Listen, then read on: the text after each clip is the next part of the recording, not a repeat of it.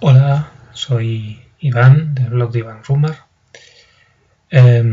Soy consciente de que me he saltado el video balance de abril, que tendría que haberlo presentado a principios de mayo, y me he saltado el video balance de mayo, que tendría que haberlo publicado hace un par de semanas.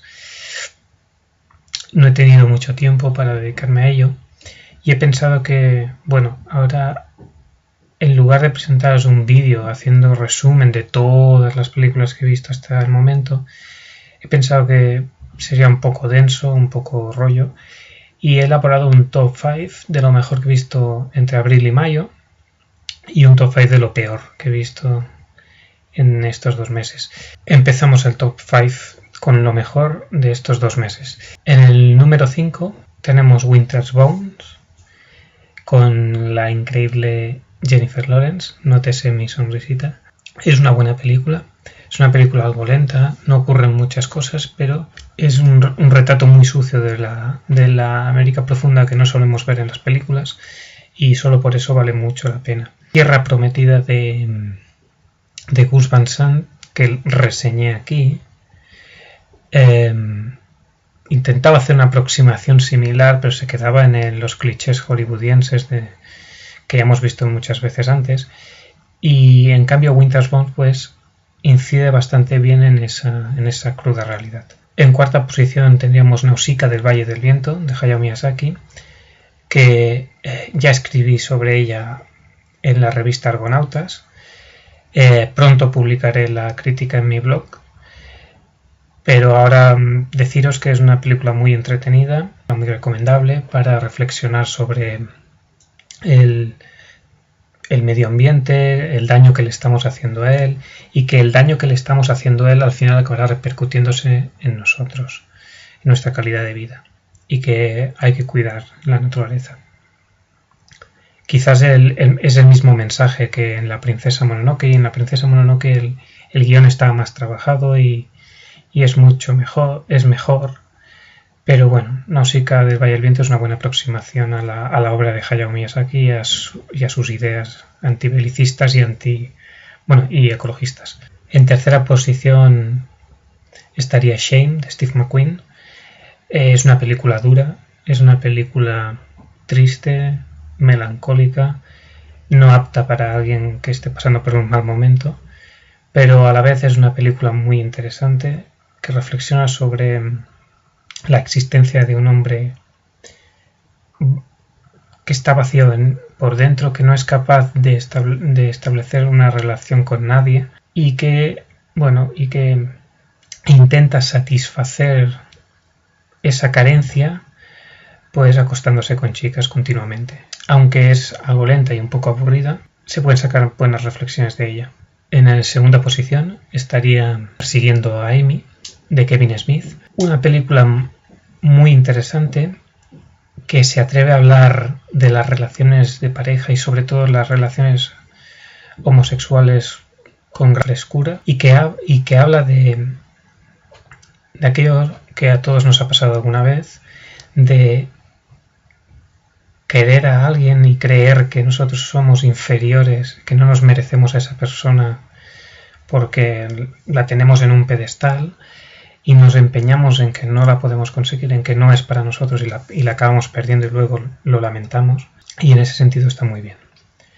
Y en primera posición os recomiendo La chica que saltaba a través del tiempo, una recomendación que me hizo una de mis lectoras asiduas, y sí, una película muy entretenida y que demuestra la capacidad que tienen muchos mangas, animes, de crear historias innovadoras a partir de premisas que a priori parecen sencillas y vistas muchas veces. En este caso, la historia gira alrededor de lo que podríamos pensar el típico drama de instituto, comedia dramática de instituto que estamos acostumbrados a ver en mucho de este tipo de cine, de animación japonesa, y que a través de una premisa bastante del campo de la ciencia ficción, pues consigue crear una propuesta muy interesante y con un giro final bastante imposible de prever.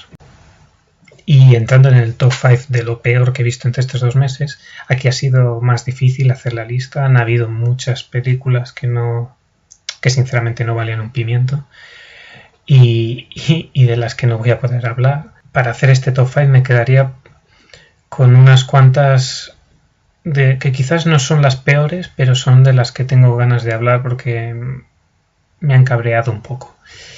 En la quinta posición tendríamos a Elysium, de Neil Blomkamp. A mí Distrito 9 no me gustó, a diferencia de la mayoría de gente. Incluso me parece peor que Elysium. Distrito 9 empieza muy bien, pero la premisa, que al principio era bastante innovadora, acaba degradándose y convirtiéndose en una más de acción. A Elysium le pasa más o menos lo mismo. Matt Damon está muy bien, la premisa de una tierra así desolada, bueno, más parecida a una favela a las favelas de Río de Janeiro, y después una estación espacial donde solo viven los ricos. Bueno, un poco típico, pero bueno, tenía buena pinta. Lo que al principio tenía buena pinta acaba convirtiéndose también en otra película más de acción, donde todos los demás aspectos como diálogo, crítica social o desarrollo de personajes quedan en un segundo plano y lo único que vale es la acción por acción. Además, Elysium peca de tener muchas incoherencias que hacen que uno no acabe de meterse en la película. Tengo que ser breve, pero por destacar una, me quedaría con la facilidad con la que llegan los transportes de rebeldes a Elysium. La compañía que diseñó Elysium era una compañía armamentística.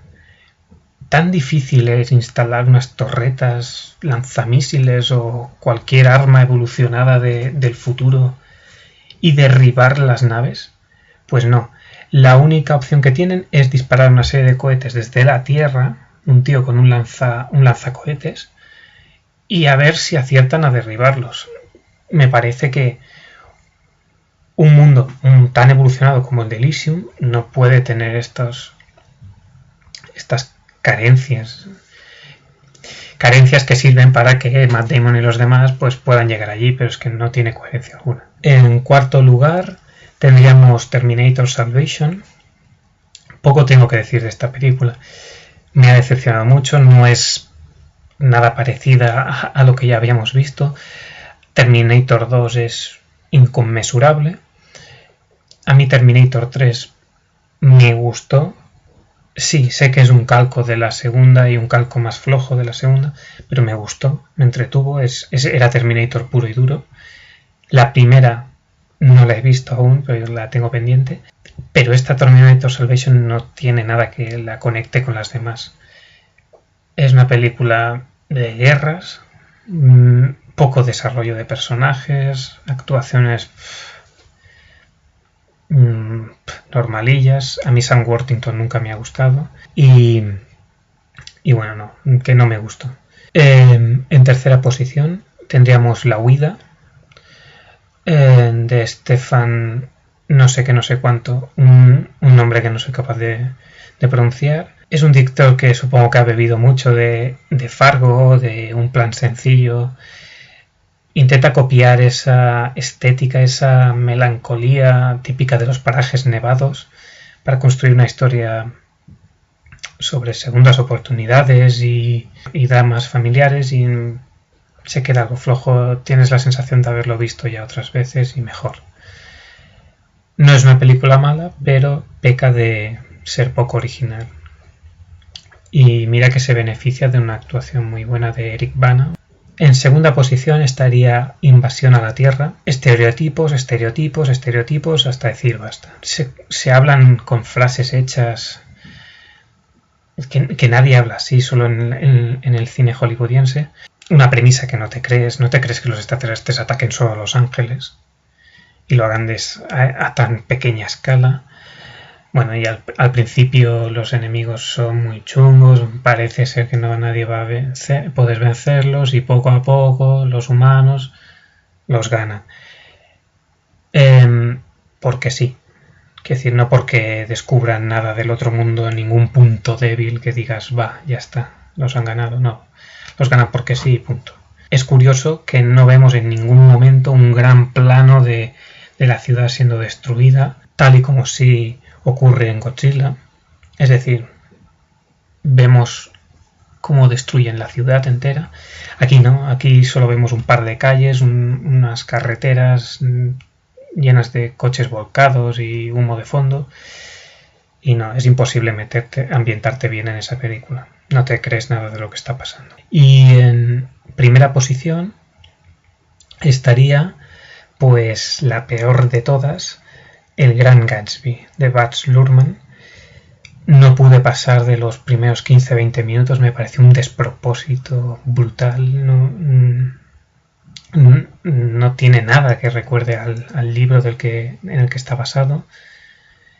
Y ya no cuento las escenas inventadas de Tobey Maguire en el manicomio ese o sanatorio mental en el que está, sino la manera en que está grabada, las idas y venidas de la cámara, parece a veces un anuncio de televisión o un videoclip, o lo exagerada de la recreación. Las actuaciones son pésimas.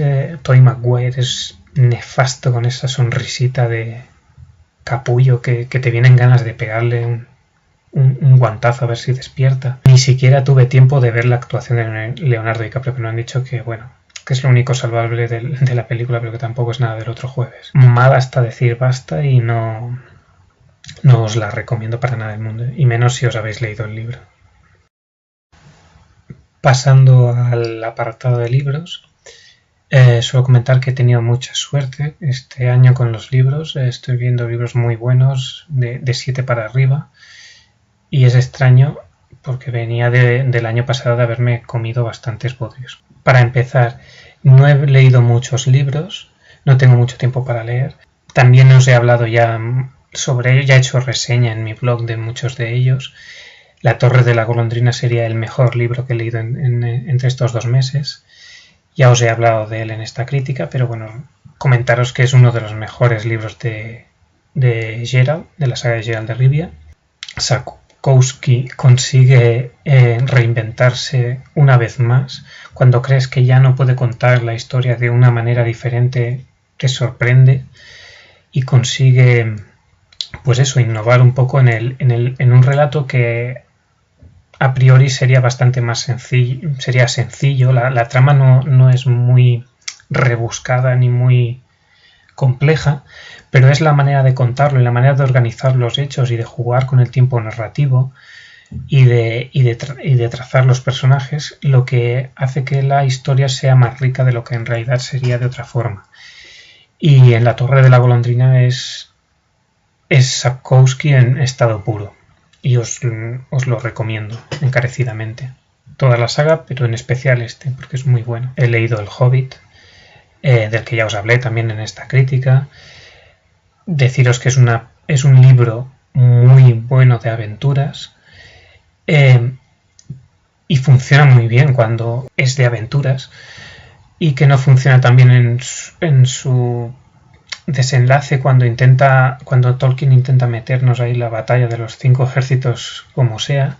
Es como que siente que necesita meter algo épico en la historia, y entonces yo creo que acaba desgraciando un poco una novela que venía siendo muy entretenida. Otros libros de los que no os he hablado y que también he leído y que os criticaré en un futuro son El Gran Gatsby, de Francis Scott Fitzgerald.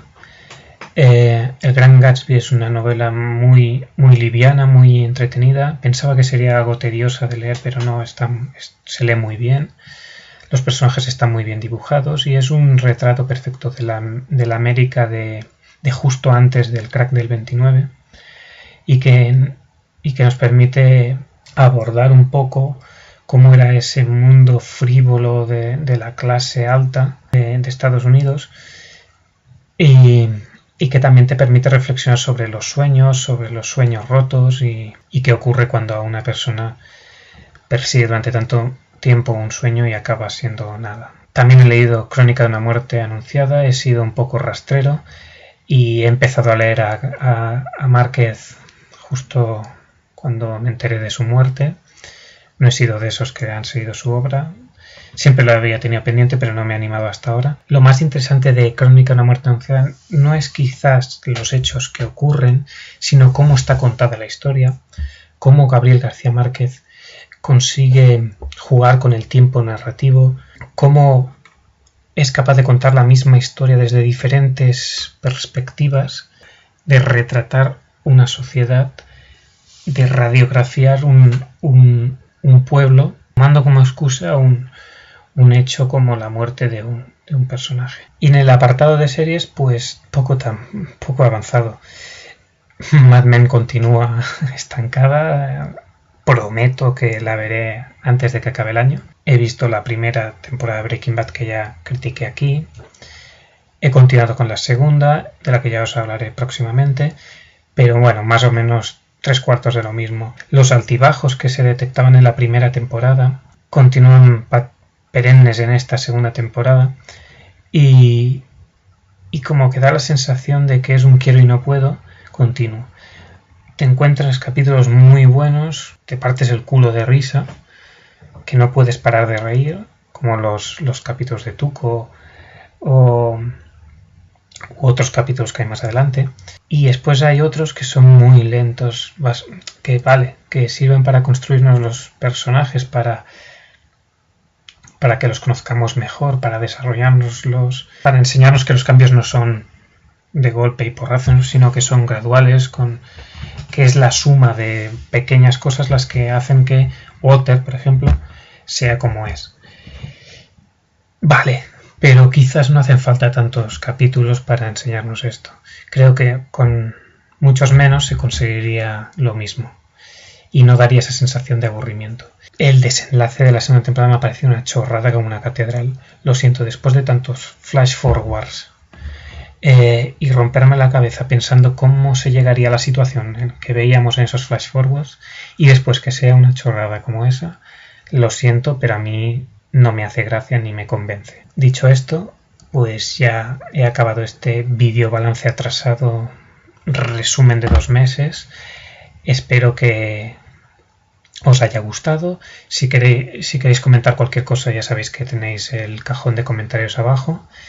Y bueno, un saludo lectores y lectoras. Adiós.